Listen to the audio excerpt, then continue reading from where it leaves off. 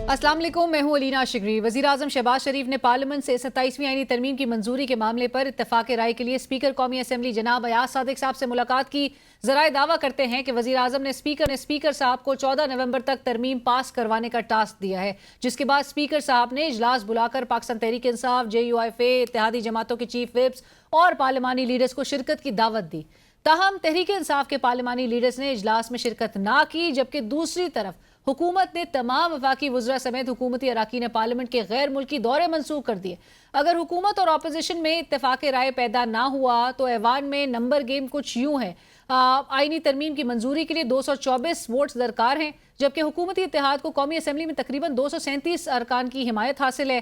ताहम सेनेट में 3 वोट्स जराए बता रहे हैं कि शॉर्ट इस वक्त नजर आते हैं। आज़ाद सेनेटर फैसल वाउडा साहब की आज मौलाना फजल रहमान साहब से मुलाकात हुई। मुलाकात के बाद वाउडा साहब का कहना था कि मौलाना साहब से नंबर्स पर नहीं बल्कि आईनी तरमीम की शिकों पर बात हुई है, जबकि मौलाना साहब का कहना था कि फैसल वाउडा साहब कोई पैगाम नहीं लाए, मुलाकातें होती रहती हैं, 22वीं आईनी तरमीम का मुसव्वदा ही नहीं आया तो हम उसके नुकात पर बात नहीं कर सकते। बिलावल ने कोई पर्चा आउट किया है, ये नहीं पता कि सही है या गलत।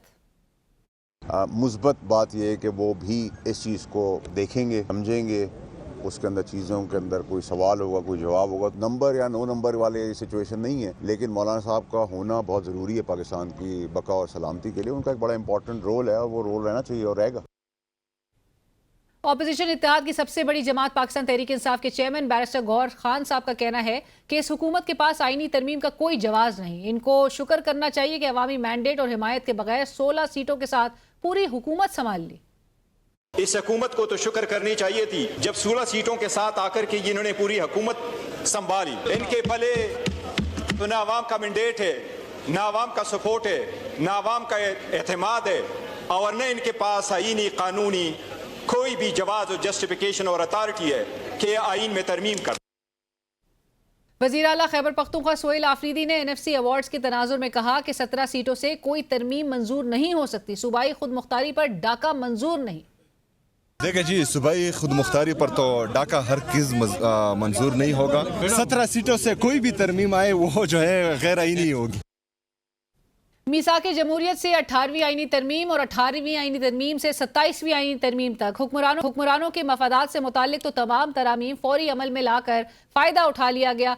जैसा कि 3 मरतबा वज़ीर आज़म बनने की इजाज़त को तो इस्तेमाल कर लिया गया, मगर आम आवाम के साथ किए गए वादे आज तक वफा ना हो सके। 2006 में जब पीपल्स पार्टी और नून लीग ने मीसाके जमहूरियत पर दस्तखत किए तो वो एक अहद था कि रियासती इदारों के जरिए सियासी इंतकाम को ख़त्म किया जाएगा। ज़रूरत थी कि सिविलियन बालादस्ती कायम हो, अदलिया आज़ाद रहे और गैर मुंतखब कुव्वतों की मदाखलत को रोका जाए। मगर 2 दहाइयाँ गुजरने के बाद वो वादे अब तारीख की गर्द में दफन हो चुके हैं, बल्कि जमहूरियत का ख्वाब अब हाइब्रिड निज़ाम के हाथों मसलियत की ताबीर बन चुका है। दिलचस्प तजाद ये है कि जिन जमातों ने कल आईनी तवाज़ुन और पार्लिमानी खुद मुख्तारी की बात की थी, आज वही उसे कौमी इस्तेहकाम का नाम देकर मरकजियत की हरा हमवार कर रही हैं। हुक्मरान का मौक़िफ़ है कि ये इदारों के दरमियान हम आहंगी के लिए ज़रूरी है, लेकिन सवाल ये है कि इस्तेहकाम किस के लिए, अवाम के लिए या इक़्तिदार के तसलसल के लिए? क्योंकि मीसाके जमहूरियत में आईनी अदालत के क़याम की सिर्फ 6 साल के लिए तजवीज़ दी गई थी। क्या अब इसका क़याम हमें मुस्तकिल बुनियादों पर नजर आएगा? चार्टर में तय था कि मखसूस नशिस्तें जनरल नशिस्तों के तनासब से दी जाएंगी, लेकिन 2024 के इंतखाबात में मीसाके जमहूरियत पर दस्तखत करने वाली जमातों ने इस उसूल की दचियां बिगेड़ दी। 2018 में फाटा को खैबर पख्तूनख्वा में जम किया गया, मगर 27वीं आईनी तरमीम में फाटा को दोबारा वफाक के कंट्रोल में लाने की बातें हो रही हैं। चार्टर के मुताबिक बल्दियाती इंतखाबात जमाती बुनियादों पर आईनी तहफ़्फ़ुज़ के साथ होना थे, मगर अब पंजाब में गैर जमाती बुनियादों पर बल्दियाती इंतखाबात होंगे। मीसाके जमहूरियत के मुताबिक चीफ इलेक्शन कमिश्नर की तकर्रुरी वज़ीर आज़म और अपोजिशन लीडर की बाहमी रजामंदी से होनी थी, मगर 27वीं आईनी तरमीम में इस तरीक़ेकार की तब्दीली की भी तजवीज़ है। मीसाके जमहूरियत में वाज़ेह था कि निगरान हुकूमत में शामिल ओहदेदारान का हुकूमत कायम होने के बाद हुकूमती मामलात में किरदार नहीं होगा, लेकिन अब हमें हुकूमती उमूर में निगरान दौर के वुज़रा पेश नजर आते हैं। लेवल प्लेइंग फील्ड से मुतालिक चार्टर में तमाम जमातों से सियासी आज़ादी का वादा किया गया था, मगर 2024 में तहरीक इंसाफ को मुकदमात, गिरफ्तारियों और इंतखाबी निशान की जब्ती का सामना रहा। मीडिया की आज़ादी, नैब की जगह आज़ाद एहतसाब इदारा, ट्रूथ एंड रिकन्सिलिएशन कमीशन और अवामी मैंडेट के एहतराम का वादा 2024 के इंतखाबात में इस बुरी तरह से रौंदा गया कि खुद इत्तेहादी जमातें एक दूसरे को फॉर्म 47 का ताना देती रहीं। वफाकी वजीर बराए पार्लिमानी उमूर डॉक्टर तारिक फजल चौधरी साहब कहते हैं कि मीसाक जमहूरियत में भी आईनी अदालत के क़याम का जिक्र था। 18वीं आईनी तरमीम को रोल बैक नहीं किया जाएगा, प्रोपेगेंडा किया जा रहा है। जो चार्टर ऑफ डेमोक्रेसी साइन हुआ है 2006 में मोहतरमा बेनजीर भुट्टो साहिबा, मियां नवाज शरीफ साहब, क्या उसके अंदर ये शिक मौजूद नहीं थी कि कॉन्स्टिट्यूशनल कोर्ट्स का क़याम अमल में लाया जाएगा? मैं कैटेगोरिकली ये बात अर्ज करना चाहता हूँ फ्लोर ऑफ द हाउस पे कि 27वीं तरमीम में 18वीं तरमीम को रोल बैक नहीं किया जा रहा। 34 साल डेमोक्रेटिक सोशलिस्ट जोहरान ममदानी ने न्यूयॉर्क सिटी के मेयर का इलेक्शन जीतकर तारीख रकम कर दी। जोहरान युगांडा में पैदा होने वाले जुनूबी एशियाई निजात पहले मुस्लिम और एक सदी में सबसे कम उम्र मेयर बनने वाले नौजवान हैं। उन्होंने साबिक अमरीकी सदर बिल क्लिंटन और मौजूदा अमरीकी सदर डोनाल्ड ट्रंप के हिमायत याफ्ता अरबपति लैंडलॉर्ड और साबिक गवर्नर एंड्रयू कोमो को शिकस्त दी है। मध्य मुकामी उम्मीदवार को अरबपति, डोनर और स्टैब्लिशमेंट की पुष्टपनाही हासिल होने के बावजूद नौजवानों, मेहनतकशों और मुख्तलिफ कम्युनिटीज़ ने ममदानी को भरपूर सपोर्ट किया, जिसके बाद ममदानी 50% से ज़ायद वोट हासिल करने में कामयाब रहे। इंतखाब में 1960 की दिहाई के बाद पहली मरतबा टर्नआउट सबसे ज़्यादा था। ममदानी की इंतखाबी मुहिम रेंट फ्री, सेहत में यूनिवर्सल चाइल्ड केयर और तालीम जैसे अवामी मसाइल पर उनकी पूरी कैंपेन मरकूज थी। फैसला साजों के लिए इस इलेक्शन में सबसे अहम सबक यह है कि तरक्की याफ्ता ममालिक और महज़ब माशरों में अवामी मकबूलियत ताकतवर हल्कों से ज़्यादा अहम होती है। फातिहाना खिताब में ट्रंप को बराह रास्त चैलेंज करते हुए जोहरान ममदानी ने कहा, मुझे मालूम है कि आप देख रहे हैं, आपके लिए सिर्फ 4 अल्फाज हैं, turn the volume up. New York को तारकीन वतन ने आबाद किया था, ये शहर तारकीन वतन की ताकत से बना और आज एक तारक वतन इस शहर की क़यादत करने जा रहा है। जोहरान ममदानी की जीत पाकिस्तान में भी काफ़ी ज़ेर बहस है। उनकी इंतखाबी जीत में अवामी मसाइल के नारों को chairman Peoples Party Bilawal Bhutto Zardari ने अपने पुराने स्लोगन रोटी, कपड़ा और मकान के साथ जोड़ते हुए कराची और न्यूयॉर्क का इकट्ठे जिक्र तो किया, मगर दोनों शहरों में तरक्याती फ़र्क ज़मीन और आसमान जैसा है। बाकी दही सिंध में भी गुर्बत और लाकानूनियत तारीखी सतह पर है। जोहरान की कामयाबी में पीपल्स पार्टी जैसी तमाम मेन स्ट्रीम जमातों के लिए सबक है कि अब सियासत के फैसले जेनजी के हाथ में हैं। सयूनी लॉबी की खुल्ला मुखालफत के बावजूद ममदानी का जीत जाना भी अमरीकी सियासतदानों के लिए काबिल गौर अमल और मुस्लिम सियासी बसात का मंजरनामा पेश करता है। आपको याद होगा कि जोहरान ममदानी ने एक इंटरव्यू में कहा था कि बतौर मेयर नेतन्याहू भी अगर आया तो उसको गिरफ्तार किया जाएगा। नाज़रीन, इस प्रोग्राम में इस वक्त हमें ज्वाइन कर रहे हैं बैरिस्टर अली ज़फ़र साहब। आप सेनेट में पाकिस्तान तहरीक इंसाफ के पार्लिमानी लीडर हैं। सेनेटर साहब, अस्सलाम वालेकुम, बहुत शुक्रिया हमें ज्वाइन करने के लिए। अली ज़फ़र साहब, गुफ्तगू का आगाज़ इस बात से कि गुज़िश्ता रोज़ ऑल्दो आपने फ्लोर ऑफ द हाउस काफ़ी तफसीली तौर पे इस 27वीं आईनी तरमीम से मुतालिक आपके जो रिजर्वेशन थे, आपकी जमात के जो रिजर्वेशन थे, वो आपने सामने रखे हैं और आपको बहरहाल लग रहा है कि इस तरमीम के पीछे कोई और है। और अगर वाकई ऐसा है तो फिर आप क्या समझते हैं, ये मौजूदा हुकूमत कितनी कोई बेबस इस वक्त नज़र आ रही है कि जो वो तरमीम कर रही है उसमें उसकी खुद की भी कॉन्सेंट नहीं हो, और जहाँ पर बिलावल साहब को ट्वीट करके बाकायदा जो इंप्रेशन मिला है कि लीक कर देनी पड़ रहे हैं उसके नुकात? जी बिल्कुल, देखें, इसके 2-3 बड़े अहम हकायक हैं। और एक तो ये कि जितने भी काबीना के मिनिस्टर्स थे और हैं पाकिस्तान मुस्लिम लीग के, जो आपके प्रोग्राम से भी आते रहे, उनसे आप 2 दिन पहले की अगर आप रिकॉर्डिंग देखेंगे तो उनसे आपने भी पूछा, बाकी लोगों ने भी पूछा कि जी कोई 27वीं तरमीम आ रही है, तो उन्होंने डिनाई किया। उन्होंने कहा बिल्कुल नहीं आ रही। तो इसका मतलब यह है कि उनको तो पता नहीं था। अभी भी, आज भी, जब ट्वीट के बाद भी मेरी बात हुई है कुछ पीपल्स पार्टी के लोगों से, कुछ और JUI के लोगों से, और उन्होंने कहा है कि हमें तो अभी तक ड्राफ्ट भी नहीं मिला, और ड्राफ्ट नहीं है, सिर्फ एक हवा में बातें हैं। तो इसका मतलब ड्राफ्ट कोई और बना के बैठा हुआ है, और ड्राफ्ट भी शायद मिनिस्टर्स को और काबीना को और प्राइम मिनिस्टर को भी नहीं पता चला। सिर्फ इंडिकेशंस हैं, या पीपल्स पार्टी के पास भी नहीं है जो मुझे इंफॉर्मेशन आई है। तो इसका मतलब ये है कि ये अभी तक डिज़ाइन हो रहा है, और इसका मकसद एक ही लगता है। एक शहरी के तौर पे मैं अगर बात करूं, मकसद एक ही लगता है कि आपने एक आईनी अदालत बनानी है, क्योंकि बहुत सारे केसेस पेंडिंग हैं शायद सुप्रीम कोर्ट में, जिनको आईनी नौयत के, जिनको आप ट्रांसफ़र करना चाहते हैं, शायद ये एक हो सकता है। दूसरा, नजर ये आता है कि वो 18वीं तरमीम को ख़त्म करना चाहते हैं, आइन में ऐसी तब्दीलियां करना चाहते हैं जल्दबाजी में, जो ओरिजिनल आइन है हमारा 1973 का, उसकी रूह बिल्कुल ख़त्म हो जाए। तो इस किस्म की एक कंस्पिरेसी लग रही है मुझे, एक साजिश लग रही है आइन के खिलाफ। राइट। अली जफर साहब, मैं ये ज़रूर आपसे पूछना चाहती हूँ कि डार साहब ने गुज़िश्ता रोज़ जो फ्लोर ऑफ द हाउस कहा कि ये हुकूमत ही लेकर आ रही है, और उन्होंने इंसिस्ट किया इस बात पे कि ये हुकूमत ला रही है और लाएगी, और अब से कुछ देर पहले तक की खबर ये है कि 14 तारीख को ये मंजूर कराने का भी फैसला हो चुका है। जो याद सादिक साहब की ज़ेर सदारत जो कमेटी थी, बिजनेस हाउस बिजनेस की जो मशावरती कमेटी का इजलास हुआ, उसमें ये डिसाइड हो गया और तमाम एजेंडा और जो शेड्यूल है उसकी भी मंजूरी दे दी गई है। देखें, ये जल्दबाजी एक खुद ज्यादती है। ये जल्दबाजी जो है ये खुद शक व शक की निगाह से देखनी पड़ती है कि इसका क्या मकसद है। आइन है, बात कर रहे हैं आप, एक आइन, ऐसा आइन जो कि 1973 में सारी सियासी जमातों ने मिल के मुशावरत से बड़ी डिबेट के बाद एक आइन दिया था, और जिसपे पीपल्स पार्टी के जो चेयरमैन हैं, जो चेयरमैन थे भुट्टो साहब, जुल्फिकार अली भुट्टो साहब, उन्होंने उस पे फ्लोर ऑफ द हाउस पे कहा था कि किसी पार्टी का आइन नहीं, ये पाकिस्तान की कौम का आइन है। और उसके बाद हम हमेशा सारे यही समझते रहे कि ये हम सब का आइन है। उसमें अगर किसी किस्म की टिंकरिंग करनी है, तब्दीली करनी है, कोई ऐसी चीज लेके आनी है, तो उसके लिए पूरी ओपन ट्रांसपेरेंट डिबेट होनी चाहिए। तो अली यानी ज़फर साहब, वो साफ तो शफाफ। चाह रहे हैं कि डिबेट इस पे, वो तो कमेटी को गुज़िश्ता रोज सागदार साहब ने भी कहा कि इसको पहले कमेटी को भेजा जाए, फिर फारूक इजनाइक साहब से के भी हवाले से कहा कि मैं वो भी दरख्वास्त करना चाहूंगा कि लॉ कमेटी भी जो है वो भी नेशनल असेंबली की, वो भी इसमें आए और जॉइंटली इस पे एक डिस्कशन, और उसके बाद ही फिर हम इसको पास करने की तरफ आए। जी, मेरी स्पीच के बाद ये कहा था लीडर ऑफ द हाउस ने, बिल्कुल सागदार साहब ने कहा था ये।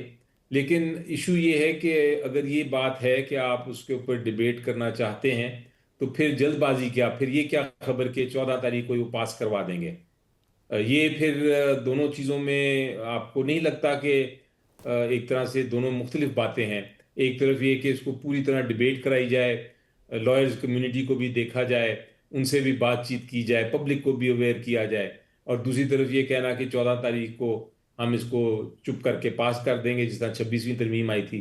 आपको याद है 26वीं तरमीम का भी ढांचा जो था, जो ड्राफ्ट था, वो किसी के साथ शेयर नहीं किया गया था। आखिरी मिनट पे बिलावल साहब उसको ने हर कहा एक था, को, बिलावल साहब तक को भी जी, नहीं पता था।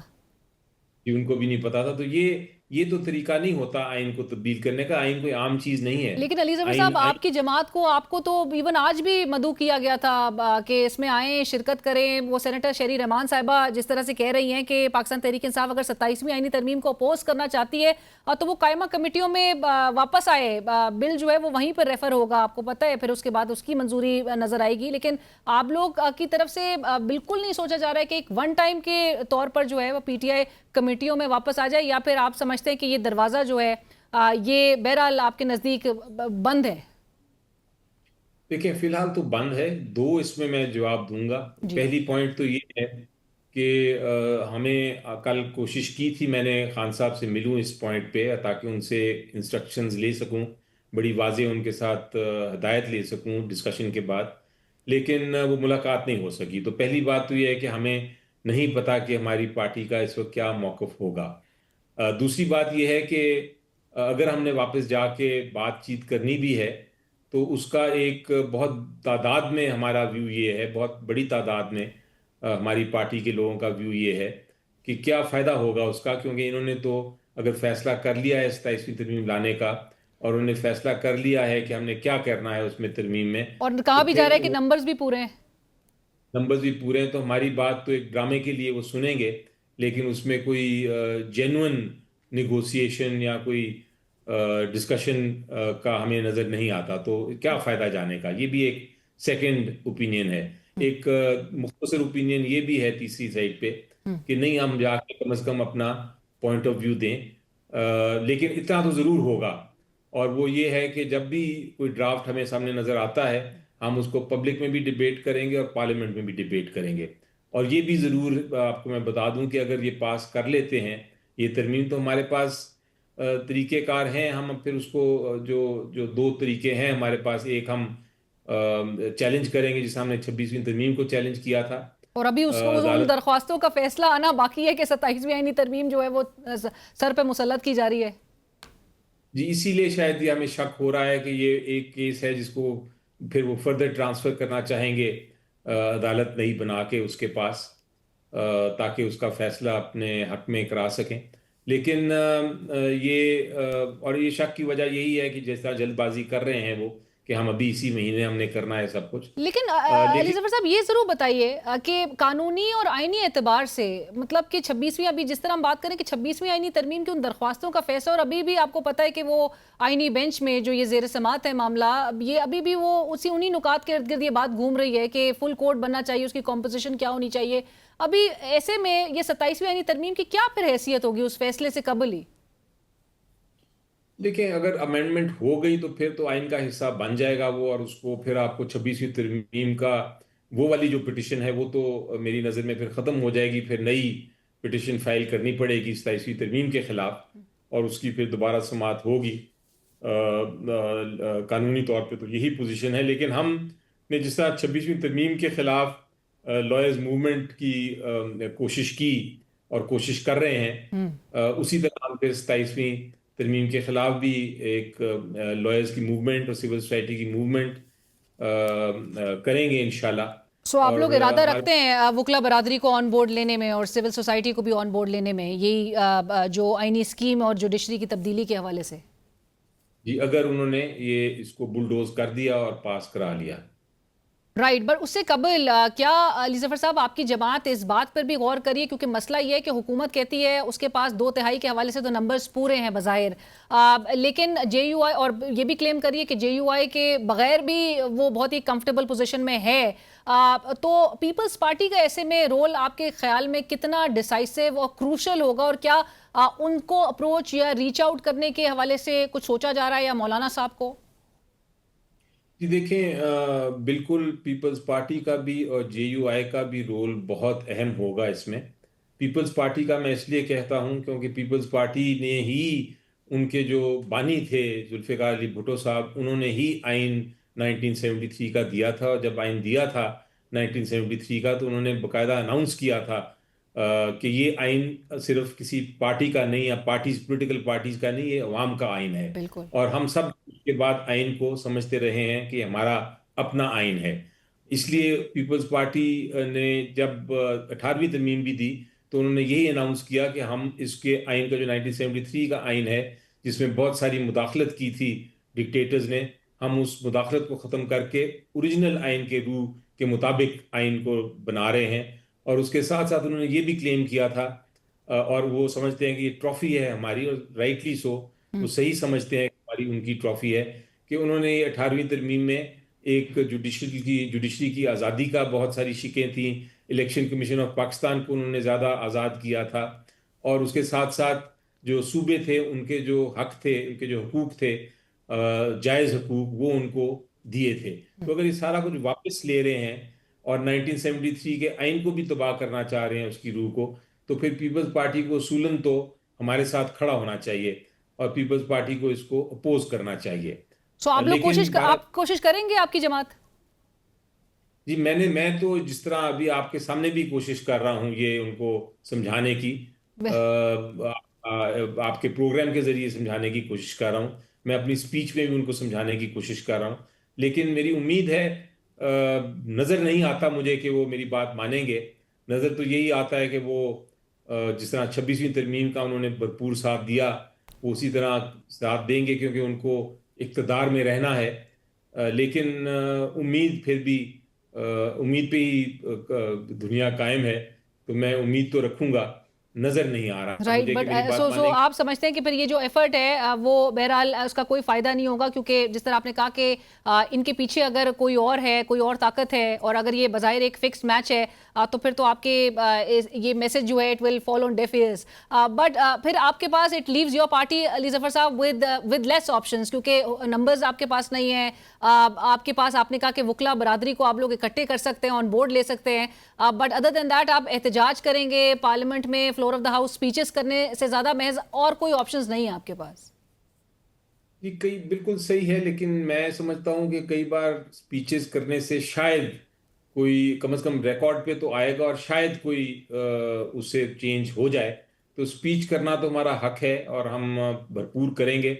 उसका फायदा ये भी होता है कि एक अवाम को पता चलता है कि हमारे पॉइंट्स क्या हैं, हम किस वजह से इसको अपोज कर रहे हैं, हम क्यों इसकी मुखालफत कर रहे हैं। तो अवाम का भी एक प्रेशर अपनी जगह कायम होता है और अवाम का जो प्रेशर है वो सियासी जमात पे बहुत असर रखता है। पर तो मेरी नज़र में ये एक्सरसाइज तो उसको बेमायने नहीं है। एक्सरसाइज डिबेट की बहुत ज़रूरी है, बहुत अहम है एक पार्लियामेंट्री जमहूरियत में। लेकिन उसका फ़ायदा एंड पे इवेंचुअली होता है आज कि कल के परसों कभी ना कभी तो होगा।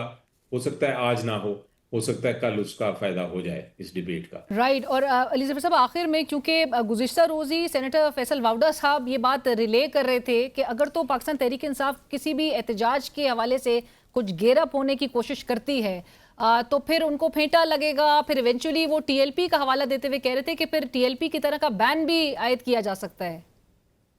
जी, ये मैं ही प्रोग्राम पे था जिस पे उन्होंने ये बोला था जी, बड़ी हामिद मीर साहब के प्रोग्राम में। जी जी। बड़ी वाज़ेह धमकी दी थी उन्होंने।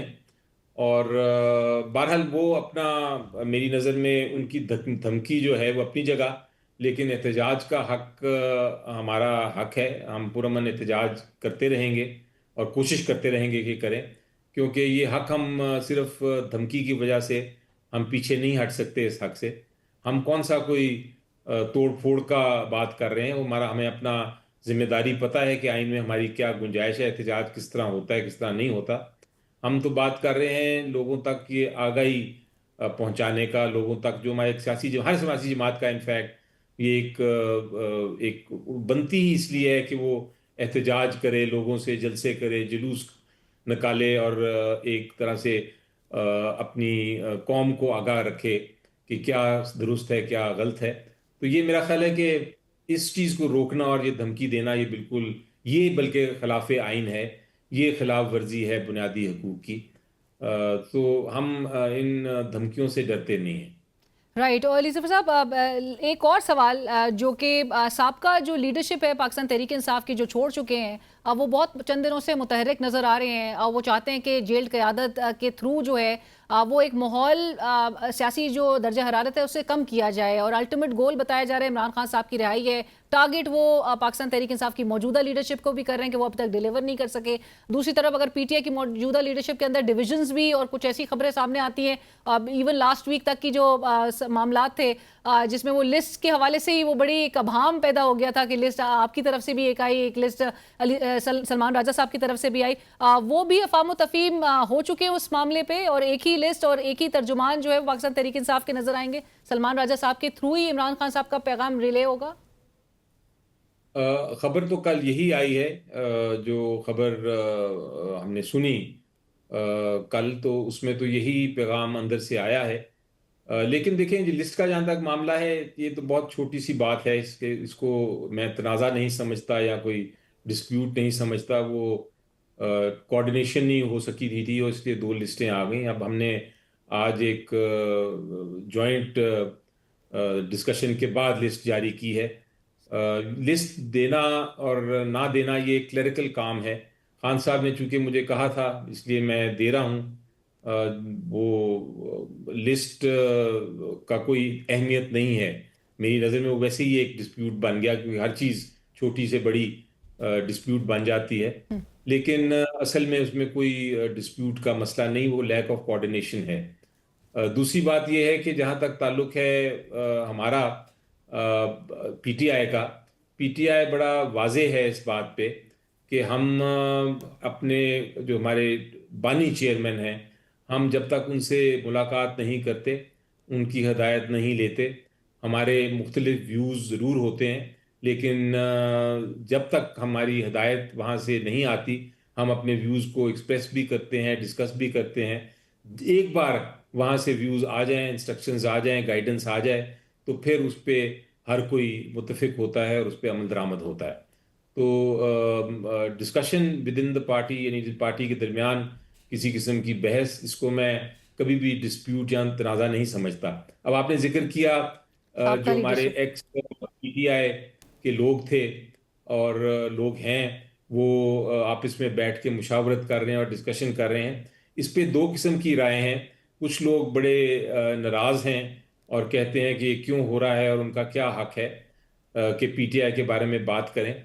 मैं इसको ज़रा ज़ाती तौर पे मुख्तलिफ एंगल से देखता हूँ। मैं समझता हूँ वो भी पाकिस्तान के शहरी हैं, पीटीआई के मेंबर्स नहीं रहे, लेकिन अगर उनको पीटीआई का के बारे में कोई बात करनी है, चाहे वो उसकी बात माने या ना माने आप उनकी, लेकिन बात करने का हक उनका ज़रूर है। वो आपने फेमस एक फ्रेज सुना होगा कि जिसमें ये कहा गया था कि मैं आपकी बात से कभी नहीं एग्री करता, मैं बिल्कुल आपकी बात नहीं मानता, लेकिन आपकी बात करने की हक के लिए मैं आपके लिए जान भी दे सकता हूँ। राइट। तो ये प्रिंसिपल होना चाहिए। हर एक को हक है कि वो जो मर्जी बोले, और जो मर्जी और बात जो करे। तजवीज़ वो दे रहे हैं वो आप समझते हैं कि काबिल अमल है और उसके लिए वो एफर्ट बिल्कुल उनको जारी रखनी चाहिए? वो अपना एफर्ट करें, उनको कौन रोक सकता है। वो आज़ाद लोग हैं, जो मर्जी करें। तो इसलिए मैं उस चीज़ को नहीं समझता। अगर वो समझते हैं कि एक दुरुस्त एक रास्ता है जिस पे वो चलना चाहते हैं तो चलें, लेकिन जब तक जहाँ तक पार्टी का ताल्लुक है, पार्टी तो वही करेगी जो खान साहब, खान साहब करेंगे। सो खान साहब की अप्रूवल्स और खान साहब की नॉट जो है वो दरकार है। और कल ये भी अली ज़फ़र साहब बात सामने आई थी कि महमूद अचकज़ई साहब को ही इवन मुज़ाकरात के हवाले से खान साहब ने उन्हीं के थ्रू जो है उन्होंने कहा उन्हीं के तहत मुज़ाकरात होंगे। इससे क्या इंप्रेशन लिया जाए? ये बार बार हम सवाल आपसे इसलिए करते हैं क्योंकि तहरीक तहफ़्फ़ुज़ आईन पाकिस्तान की सरबराही का मामला होता है तो वो अचकज़ई साहब का नाम सामने आता है, leader of the opposition national assembly का नाम आता है तो वो अचकज़ई साहब के तौर पर जो है खान साहब उसके लिए एंडोर्स करते हैं। ये और अभी भी मुज़ाकरात में ये दूसरी बार है, गुज़िश्ता साल भी हमने यही देखा था, अचकज़ई साहब के लिए ही मुज़ाकरात का कहा था। लीडरशिप पर वो उस तरह से एतमाद नहीं कर पा रहे हैं या बात कोई और है? ये इसका जवाब बड़ा मुश्किल है मेरे लिए देना। ऑब्वियसली आपका जो पॉइंट ऑफ व्यू आपने अपने सवाल में ही पॉइंट ऑफ व्यू दिया, वो भी एक पॉइंट ऑफ व्यू है, उसको आप डिनाई नहीं कर सकते। लोग कह रहे हैं कि आपको इसका मतलब है कि कोई पार्टी में लीडरशिप पे एतमाद नहीं है, लेकिन ज़ाती तौर पे मैं समझता हूँ कि ऐसी बात नहीं है। ज़ाती तौर पे मैं समझता हूँ कि उनको एक टास्क दिया गया है अचकज़ई साहब को और मौलाना साहब को खान साहब की तरफ से, और वो टास्क स्पेसिफिक टास्क है जिस पे उन्होंने काम करना है। वो हो सकता है कि वो नहीं चाहते कि पीटीआई से कोई इस वक्त मुज़ाकरात करे और इसलिए उन्होंने वहाँ डायरेक्शन दी है। लेकिन ये बात कि उन्होंने ये डायरेक्शंस दी हैं, मैं ज़रूर कहना चाहूँगा कि ये कल ही मुझे भी पता चली है। मुझे कोई खान साहब से डायरेक्टली बात नहीं हुई, ना ही मैंने खान साहब से इसके ऊपर कोई डिस्कशन सुनी है। तो मैं उसी बात पे अपना पॉइंट ऑफ व्यू दे रहा हूँ जो मैंने सुनी या आपने सुनी। डॉक्टर उस्मा के जब थ्रू जो मेरी उनकी हमशीरा के थ्रू बाहर आई है जी। जी, जब मैं वो किस कॉन्टेक्स्ट में है, किस उसके पीछे क्या रीजनिंग है और उस पे उसकी हद क्या है, इसके बारे में मैं बिल्कुल कुछ नहीं कह सकता। मैं खुद सिर्फ इतना ही सुना है। तो मैं जब मिलूंगा उनको, जब मुझे मौका मिलेगा मिलने का, तो फिर मैं ज़रूर उनसे तफसीलन पूछूंगा, उस पर डिस्कशन भी उनसे करूंगा और उनसे वजूहात भी पूछूंगा। And so hence you will only believe what you hear from Imran Khan साहब directly. नहीं, यकीन उन्होंने कहा होगा ज़रूर, लेकिन किस कॉन्टेक्स्ट में और किस उसमें उसके हदूद क्या हैं और उसकी वजह क्या है, वो तो वो ही बता सकेंगे उस पर मुझे। क्लैरिटी आना भी जरूरी है। But thank you so much Ali Zafar साहब, बहुत शुक्रिया आपके वक्त का। Thank you for your time sir. Senator Ali Zafar साहब से गुफ्तगू करे थे, पाकिस्तान तहरीक इंसाफ के सेनेट में पार्लिमानी लीडर हैं, जिन्होंने कहा इमरान खान साहब के सामने वो मुलाकात करने के ख्वाह थे, ख्वाहिशमंद थे। गुज़िश्ता रोज़ मुलाकात नहीं करने दी गई, ऑल्दो वो कहते हैं कि मुलाकात अगर होती तो इमरान खान साहब के सामने वो 2-3 गुजारिशात ज़रूर सामने रखते, जिसमें इसी कमेटियों के जो मामला है और जो कि बार बार इंसिस्ट किया जा रहा है हुकूमत की जानिब से कि ये वापस आएँ, रिव्यू करें अपने डिसीजन को। और इमरान खान साहब के हवाले से उन्होंने कहा कि ये वो ज़रूर ये बात सामने रखते। एक वो समझते हैं इस पूरे अमल को जिस तरह से एक हेस्ट में लेकर आगे बढ़ा जा रहा है। 14 नवंबर को बाकायदा तौर पे अब कह दिया गया है कि ये मंजूर कराने के अभी हवाले से फैसला कर दिया गया आईनी तरमीम को। उन्होंने कहा जल्दबाजी में की जा रही है और ये कॉन्स्पिरेसी ज़्यादा लगती है। अगरचे पीपल्स पार्टी को अली ज़फ़र साहब ने इस प्रोग्राम के थ्रू भी पैगाम ज़रूर दिया है कि वो इस 27वीं आईनी तरमीम के एटलीस्ट साथ नहीं खड़ी होगी, कि जिसके नतीजे में 18वीं आईनी तरमीम का जो वो इतना उसको इतना सेलिब्रेट करती थी और एक पोजीशन अपना इख्तियार हमेशा से करती रही, उसके रिवर्सल से लेकर कॉन्स्टिट्यूशनल कोर्ट की क़याम से लेकर और जो इस तरह से ये एक आईनी स्कीम लेकर आई जा रही है जुडिशरी में एक तब्दीली के हवाले से, at least Peoples Party being the framers of the constitution वो इसके साथ नहीं खड़े होंगे। और एक पैगाम अली जफ़र साहब प्रोग्राम के थ्रू भी दे रहे थे। प्रोग्राम में वक्त हुआ एक ब्रेक का, हमारे साथ रहिए।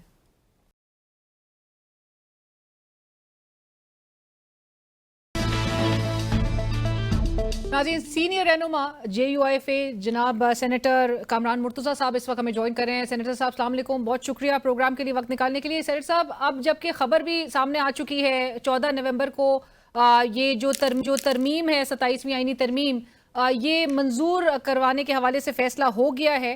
फ्राइडे ये पेश की जा रही है। JUIFA का, क्योंकि 26वीं आईनी तरमीम में भी आप लोग का एक बड़ा कलीदी किरदार था, इस तरमीम पर हिमायत होगी मौलाना साहब की, आपकी जमात की?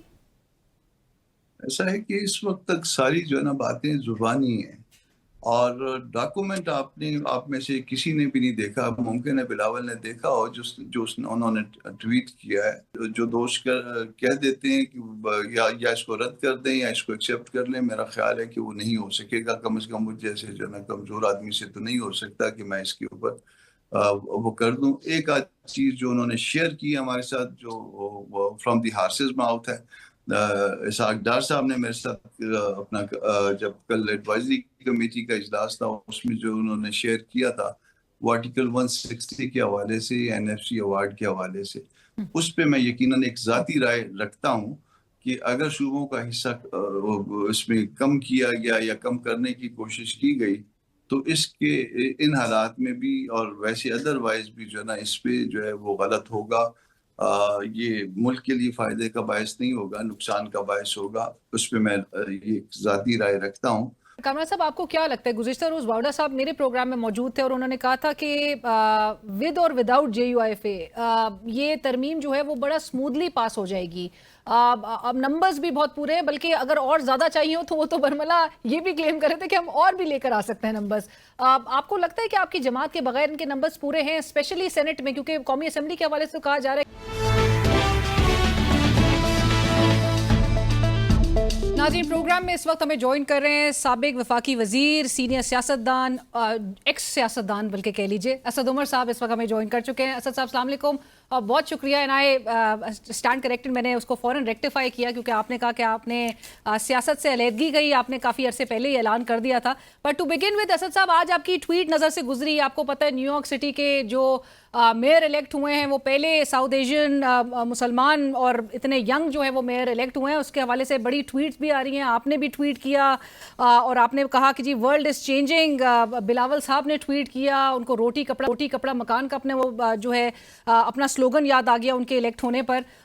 ये लोग जो हैं इसको क्यों एसोसिएट कर रहे हैं इस पूरे इनके इलेक्शन को? पाकिस्तान में यहाँ पे बड़ी सेलिब्रेशंस यहाँ पर बज़ाहिर तो नज़र आ रहा है, हर कोई इस चीज़ पे बड़ा खुश नज़र आ रहा है।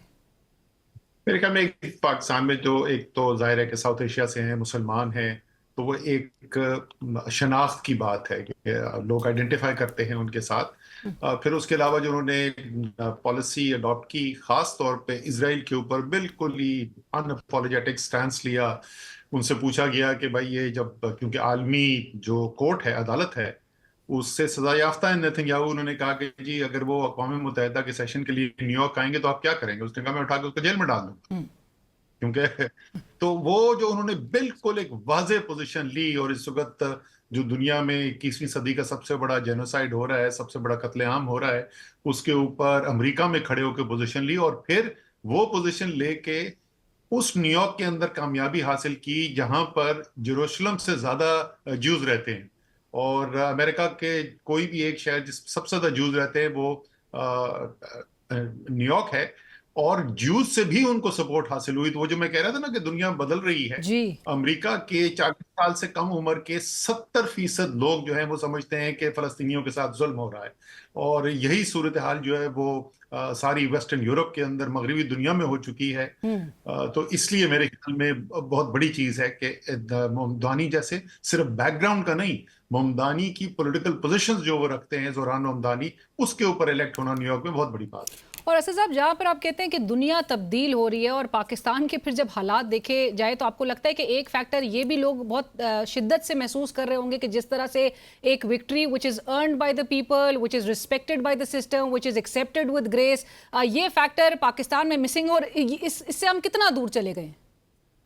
ये तो इससे हम हमेशा दूर थे, और अब उसके करीब जाने के बजाय हम मजीद दूर जा रहे हैं ना। अभी तो जो हमारे सूरत हाल पैदा हुई है, ऐसी तो दहाइयों से पाकिस्तान के अंदर नहीं थी, परफेक्ट सिस्टम पाकिस्तान में भी नहीं था। लेकिन अब जो सूरत हाल है, जहाँ अवाम की राय जो है, अवाम का वोट जो है वो मानी कुछ नहीं रखता, तो इतने बुरे हालात तो पाकिस्तान में बहुत ही दहाइयों के बाद हुए हैं।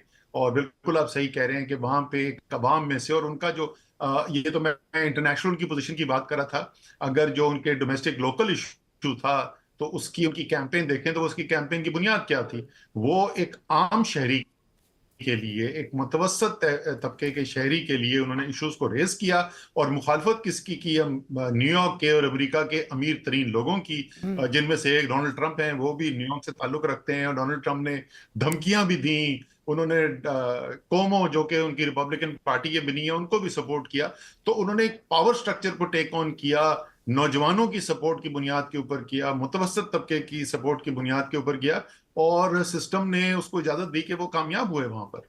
और असद साहब, आपने जिस तरह से ये भी मेंशन किया कि जिस तरह हम दूर चले गए हैं कि मैंडेट का ना एहतराम किया जा रहा है, ना वो ग्रेसफुली एक्सेप्ट किया जाता है, सिस्टम जो है वो उसके हवाले से एक ऐसी रेजिस्टेंस नज़र आती है।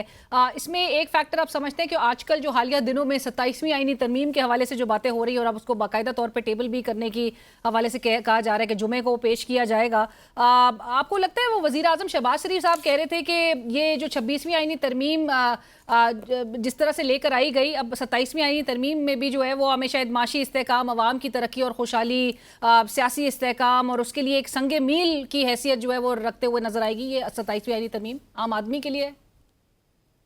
अच्छा, वो आज मेरी जो दूसरी ट्वीट है अगर आप उसको देख ले, जी। जिसके अंदर मैंने हुकूमती आदाद शुमार है, हमारे पास तो अपने कोई आदाद शुमार तो होते नहीं, हुकूमती आदाद शुमार है कि बड़ी सनतों की पैदावार जो है वो उससे कम हो गई है जो 4 साल पहले थी। बरामदात जो है वो गिरती चली जा रही हैं, दरामदात में तेजी से इजाफा हो रहा है, यानी बैरूनी खसारे के अंदर इजाफा हो रहा है। महंगाई दोबारा बढ़ना शुरू हो गई है। पिछले 2-3 माह से आप देख रहे हैं बतदरीज महंगाई के अंदर इजाफा होता चला जा रहा है।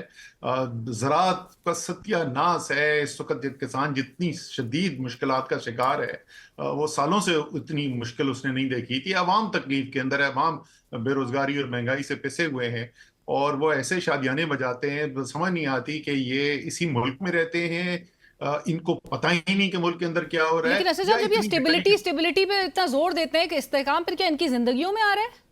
वो इस्तेहकाम जो है उनका मतलब ये है कि अगर मैं कुर्सी से चिमड़ा हुआ हूं तो ये इस्तेहकाम है। तो उनकी जात के अंदर तो जिस दिन उन्होंने अपने जराइम का सामना करना था, उनके ऊपर फर्द जुर्म आयद होनी थी, उस दिन वो वजीर आजम की कुर्सी पे बिठा दिए गए थे। तो उनकी जिंदगी में तो बहुत इस्तेहकाम है। राइट, बट असद साहब, आपको क्या नज़र आ रहा है कि ये 27वीं आईनी तरमीम भी बहुत जिस तरह क्लेम किया जा रहा है कि बड़ी एक स्मूथ सेल हमें नज़र आएगी, स्मूथली पास हो जाएगी, और ये जो बिलावल साहब हैं जो कि इसको पब्लिक डोमेन में भी लेकर आए सबसे पहले, उसके पीछे भी आपको क्या नज़र आ रहा है कि कोई एक बहुत स्मार्ट मूव पीपल्स पार्टी की तरफ से खेली गई है? अच्छा, जो दो मुख्तलिफ बातें, एक तो क्या वो पास करा लेंगे, डंडे के जोर पे हो जाएगी, नहीं होगी तो खरीद लिए जाएंगे लोग, वो किसी न किसी तरीके से पास तो करा देंगे। लामानी है कानून, वैसे ही कोई आपको नजर नहीं आता। तो कानून में तब्दीली से अवाम की जिंदगी में, अवाम से कोई ताल्लुक नहीं है। ये जो पूरी जो 27वीं तरमीम आ रही है इसकी अवाम की जिंदगियों से कोई ताल्लुक नहीं है। बिलावल जो है उन्होंने जो अपनी ट्वीट की है वो जरदारी साहब की बड़ा मेरे ख्याल में बड़ी होशियारी से वो सियासत करते हैं। उनको पता है इसके अंदर कुछ पहलू ऐसे हैं जिसके ऊपर सिंध के अंदर खासतौर पर शदीद रद्द अमल होगा, इसलिए उन्होंने पटारी से बाहर निकाल दी बात, बिल्ली थैले से बाहर ले आए। और अब उनकी उम्मीद ये होगी कि सिंध के अंदर से इसके खिलाफ आवाजें उठेंगी। तो वो जब नेगोशिएशन के लिए बैठेंगे वो कहेंगे कि हाँ हम तो सोच रहे थे कि आपकी मदद करें, लेकिन ये नहीं हो सकता। मेरे ख्याल में होगा ये भी मुमकिन है कि आप ये कह सकते हैं जान के कुछ चीजें ऐसी डाली गई हैं इसके अंदर जो मुज़ाकरात के अंदर खत्म कर दी जाएं, तो उसके बाद जरदारी साहब और बिलावल भुट्टो सिंध के अवाम के सामने कहेंगे देखो हमने तुम्हारा जंग लड़ा, तुम्हारे लिए जंग लड़ी और ये चीजें हमने रुकवा दी हैं, तो इसलिए बाकी बातें जो है ना वो अच्छे बच्चों की तरह मान जाओ। और आपको लगता है कि पीपल्स पार्टी और Noon League they're on the same pitch? बुनियादी तौर पे देखें उनका सर्वाइवल जुड़ा हुआ है ना। पीपल्स पार्टी जो है वो ज्यादातर सीट्स जो इस वक्त असेंबली में लेकर बैठे हुए हैं वो ज्यादातर उनकी जीती हुई सीटें हैं। कुछ उन्होंने खामखाई में कराची और हैदराबाद के अंदर डंडी मारी है, पता नहीं क्यों की है, वो वैसे ही उनकी सिंध में हुकूमत जो है वो जेन्युइन बन जाती है उनकी। लेकिन जो वफाकी निज़ाम है जहां से उनको ये सारा कवरेज मिल रहा है, उनके केसेस धड़ाधड़ जो खत्म हो गए हैं, जो तमाम आसाइशें मिल रही हैं, अब आज़ाद कश्मीर की हुकूमत लगता है कि उनको दे दी जाएगी जैसे ये किसी की जागीर है और वो उठा के एक राज्य से लेकर दूसरे राज्य को दे दी जाएगी। ऐसे लगता है मुगल जमाने के अंदर आप बैठे हुए हैं और अवाम जो है वो भेड़ बकरियां हैं। वो तो सिर्फ इस वक्त मुमकिन है ना क्योंकि मुस्लिम लीग नून जो है वो वफाक के अंदर हुकूमत बना के बैठी हुई है, चाहे वो 17 सीटों के ऊपर बना के बैठे हुए। तो इन दोनों के मफादात आपस में जुड़े हुए हैं, जितनी भी आपस में एक दूसरे के खिलाफ तकरीरें करेंगे लेकिन ये अफोर्ड नहीं कर सकते एक दूसरे को गिराना। और ये पे दर पे जिस तरह से लेजिस्लेशन जो है वो करते हुए दिखाई दे रहे हैं। अब ऐसा साहब, अब मूविंग ऑन, ये एक जो तहरीक का हुआ है जिसका गुज़िश्ता रोज़ तक भी फवाद चौधरी साहब क्लेम कर रहे थे कि इब्तदाई उनको इनिशियल स्टेज पर ही काफ़ी इनकी कोशिशों को कामयाबियां हासिल हो रही हैं। आपने ट्वीट किया था चंद रोज़ कबल और आपने कहा था कि आपको सोशल मीडिया अखबारों के ज़रिए पता चला है कि आप किसी इमरान खान रिहाई तहरीक का हिस्सा हैं, जिसको आपने आके उसकी तरदीद की। आपने कहा वो जिस तहरीक की हवाला दिया जा रहा है आप उसके हिस्सा नहीं। आपको क्यों ट्वीट करनी पड़ी है? क्योंकि अलीना उससे पहले जो है वो पहले व्हाट्सएप ग्रुपों के ऊपर मेरा नाम भी उसके अंदर आना शुरू हुआ, फिर वो टिकर में आना शुरू हुआ और फिर टीवी की खबरों में आना शुरू हुआ, अखबार के अंदर छप गया। तो वो सब जो चल रहा था तो मैंने कहा कि ये वजाहत कर दूं। उसका मतलब ये नहीं कि मैं किसी के खिलाफ वो ट्वीट की थी, लेकिन मैंने कहा कि कम से कम ये वजाहत हो जानी चाहिए कि मैं बहरहाल उसका हिस्सा नहीं हूं। जो उसके मकासद उन्होंने बयान किए हैं वो सब अच्छी बातें हैं और अगर और क्या इसका मतलब, वही मेरा सवाल है कि क्या इसका ये भी मतलब ना समझा जाए कि आप किसी इमरान खान रिहाई तहरीक का हिस्सा नहीं भी बनना चाहते? आप बिल्कुल नजर आ सकते हैं फिर। नहीं, मैंने आप उसको अगर ट्वीट को पढ़े तो उसके अंदर बड़ा वाज़ेह तरीके से लिखा हुआ है कि जिस तहरीक का जिक्र हो रहा है मैं इसका हिस्सा नहीं हूं। और लेकिन अगर मैं एक इनफरादी शख्स हूं, मेरे तहरीक में होने या ना होने से क्या फर्क पड़ता है। बट असद साहब, it's a release Imran Khan campaign, would you not want to become a part of it? And well depends कि वो रिलीज इमरान खान कैंपेन जो है वो क्या वाकई में एक ऐसे तरीके से की जा रही है जिससे नजर आता है कि इमरान खान साहब की रिहाई हो सकती है। मैंने पहले भी इस बात की वजाहत की है। देखें इस वक्त जो तहरीक इंसाफ के अंदर लीडरशिप बैठी हुई है, आप उनकी कारकर्दगी के ऊपर सवाल उठा सकते हैं, लेकिन इस पे तो किसी को कोई शक नहीं ना कि वो लोग इमरान खान के नामजद लोग हैं, वो इमरान खान के नुमाइंदे वो लोग हैं। तो अगर कोई भी तहरीक चलनी है तो, और चाहे वो कोई भी शक्ल इख्तियार करे, चाहे वो मुज़ाकरात के जरिए हो, चाहे वो सड़कों पे हो, has to come from the current leadership, आप कह रहे हैं। तो वो इमरान खान के नामजद लोगों ने लीड करनी है। अब मैं कहां से वो बेगानी की शादी में अब्दुल्ला दीवाना, मैं कहां से? तो यानी कि ये जो एफर्ट्स आप समझते हैं फवाद चौधरी साहब के एफर्ट्स जो है वो फ्यूटाइल हैं, फ्यूटाइल एफर्ट्स हैं। नहीं, मैं उनके बारे में नहीं कह रहा, मैं अपने बारे में कह रहा हूं कि मुझे नहीं नजर आता कि इस मौजूदा सूरत हाल के अंदर क्या मस्बत में किरदार अदा कर सकता हूं। अगर कोई मस्बत किरदार, मैं हमेशा ये कहता हूं, अगर मुझे कोई बताए कि क्या हो सकता है जिससे पाकिस्तान में सियासी बुहरान खत्म किया जा सकता है, जिससे इमरान खान बाहर आ, क्योंकि सियासी बुहरान खत्म नहीं हो सकता जब तक इमरान खान और तहरीक इंसाफ के साथ मामला तय ना हो। सबसे मकबूल अवामी लीडर हैं, सबसे बड़ी सियासी पार्टी है, तो आप उनके साथ मामला हल करेंगे तो आपका सियासी बुहरान खत्म होगा। उसके अंदर अगर कोई समझता है कि कोई वाकई में कोई मस्बत किरदार में अदा कर सकता हूँ छोटा मोटा, तो जरूर कर लेंगे। पर असद साहब, ये आपने जिस तरह से अभी कहा कि फवाद चौधरी साहब वाली जो कैंपेन भी है, आपको लगता है कि इसके मकासद कुछ और हो सकते हैं? इमरान खान साहब की रिहाई तो एक बहुत ही एंड गोल होगा।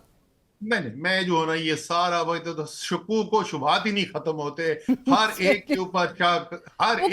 कुछ दिनों पहले तक तो आपका नाम भी भी आ रहा था कि आप शायद कोई माइनस इमरान खान फॉर्मूला के लिए आप भी मुतहर्रिक हैं। कितनी अच्छा ये बताइए, ये लोग जो हैं, चले मैं आपसे पूछ लेता हूँ, ये लोग हैं कम अकल हैं, कम ज़र्फ हैं, या ये बददियानत हैं और जान के तरीके इंसाफ के सपोर्टर्स के अंदर बददिली फैलाना चाहते हैं, परेशानी फैलाना चाहते हैं?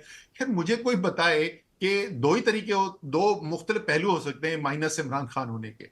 एक कानूनी हो सकता है, तो कानूनी तौर पे तो इमरान खान आज तरीके इंसाफ का हिस्सा नहीं है, और आज नहीं 2 साल हो गए इस बात को, शायद इन तक ये खबर नहीं पहुंची। बैरिस्टर गौहर जो है वो चेयरमैन है उसके तहरीके इंसाफ के। लेकिन सियासी तौर पे क्या कोई जी शोर आदमी ये कह सकता है कि इस वक्त बैरिस्टर गौहर लीडर हैं तहरीके इंसाफ के, पर तहरीके इंसाफ का लीडर सियासी तौर पे इमरान खान था। पार्टी लीडरशिप तो खुद भी कहती है एक्टिंग चेयरमैन है। इमरान खान रहेंगे। सियासी तौर पे जो अगर कोई समझता है कि इमरान खान को तहरीके इंसाफ से निकाला जा सकता है, तो वो बिल्कुल या तो उसको अलिफ बे नहीं पता पाकिस्तान की सियासत की, या वो जान के, दोबारा मैं ये बोलूंगा, या वो जान के किसी मकसद के तहत, किसी मनफी मकसद के तहत ये बेचैनी फैलाने की कोशिश कर रहा है।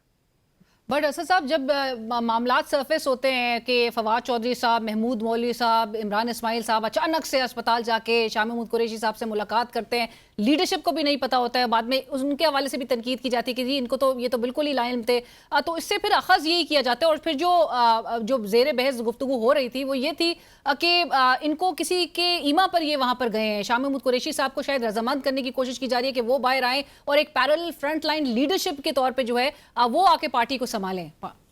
ये पहली बात तो इसका जवाब तो वो देखिए कि किसी ने उनको भेजा था या नहीं भेजा था, लेकिन चले 1 मिनट के लिए हम फर्ज कर लेते हैं कि उन्होंने भेजा था। मेरा आपसे सवाल है, आप तहरीके इंसाफ को और पाकिस्तान की सियासत को देखती हैं, आपके ख्याल में शाह महमूद कुरैशी बाहर आके इमरान खान का वोट बैंक ले सकते हैं? क्या वो नहीं, of course नहीं। And why would you want to do it after 2.5 years or something that Imran Khan साहब? मतलब वही बच्चों, इसलिए मैं बोल रहा हूं, पहले मैं मजाक उड़ाता था कि ये बच्चों वाली बातें करते हैं, ये कम अकल है, लेकिन वो इतने तवातुर से ये बार बार होता है कि मुझे अब यकीन होना शुरू हो गया है कि ये ऐसे नहीं होता, ये करवाया जाता है, ये तहरीके इंसाफ को और इमरान खान को नुकसान पहुंचाने के लिए करवाया जाता है, ये बदली बेचैनी फैलाने के लिए किया जाता है, आपस में लड़ाइयां करवाने के लिए किया जाता है।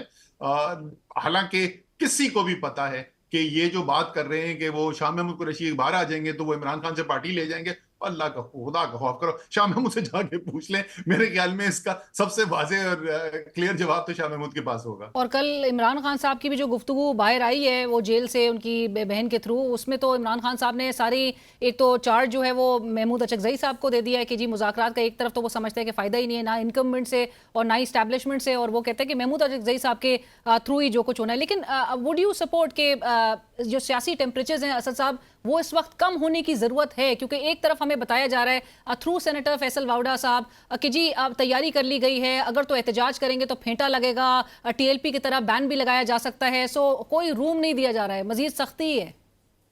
देखिए, टेम्परेचर कम जो है और जैसे जिसको मैं कहता हूँ ये सियासी बहरान खत्म करने की जरूरत है। जब तक आप सियासी बहरान खत्म नहीं करेंगे पाकिस्तान कामयाबी से आगे नहीं बढ़ सकता, इसमें तो कोई शक ही नहीं है ना। लेकिन वो सियासी बहरान जो आपने कम करना है वो करना किसके साथ है? ये टेम्परेचर अगर कम करना है तो इसमें फरीकैन कौन है? तो इसमें तो कोई शक ही नहीं ना कि एक तरफ जो सबसे बड़ा फरीक है वो तहरीके इंसाफ है, वो इमरान खान है, इसमें तो कोई शक नहीं ना। अगर हमें टेम्परेचर कम करना है तो दोनों साइड पे करना है ना। तो मुझे ये बताएं कि इमरान खान और तहरीके इंसाफ को इसको टेम्परेचर कम करने के लिए क्या ऑफर की जा रही है, सिवाय उनको दीवार पे लगाने के साथ? और क्या हो रहा है उनके साथ? उनको तो मजबूर किया जा रहा है। आपको पता है, मैं मुज़ाकरात का ये तो अब लोगों ने दूसरों ने बोलना शुरू किया, मैं तो 2.5 साल से ये बात कर रहा हूं।